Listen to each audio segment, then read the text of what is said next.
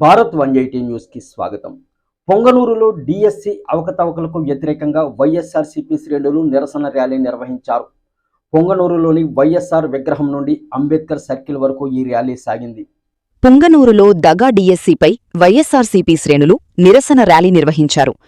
పొంగనూరులోని YS Rajasekhar Reddy విగ్రహం నుంచి Ambedkar circle వరకు నిర్వహించిన భారీగా నిరసన ర్యాలీలో పార్టీ శ్రేణులు భారీ సంఖ్యలో పాల్గొన్నారు. డిఎస్సి 2025లో అవకతవకలు జరిగాయంటూ ఆరోపిస్తూ ప్రభుత్వానికి వ్యతిరేకంగా నినాదాలు చేశారు. ఈ సందర్భంగా డిఎస్సి అభ్యర్థులకు న్యాయం చేయాలని వైసీపీ నాయకులు డిమాండ్ చేశారు.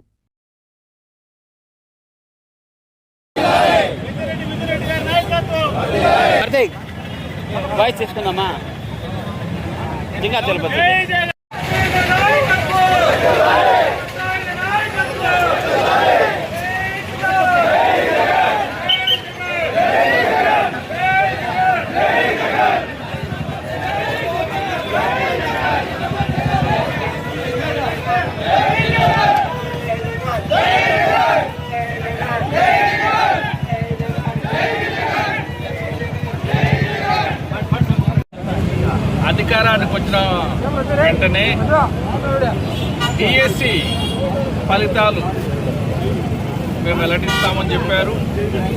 16,000 మంది అభ్యర్థులను సెలెక్ట్ చేశారు. ఇవి పారదర్శకంగా చేశారా అనేది ఈ రాష్ట్రంలో ఉన్నటువంటి అందరికీ తెలుసు. అభ్యర్థులైతే మాత్రము ఆధారాలతో కూడా చూపెట్టారు. ఎప్పుడైతే ఈ స్పోర్ట్స్ కోటా పెట్టి ఈ స్పోర్ట్స్ కోటాలో పర్సంటేజ్ ఎందుకు పెంచారు అందరికీ తెలుసు. స్పోర్ట్స్ కోటాలో మీరు ఎందుకు పర్సంటేజ్ పెంచారు?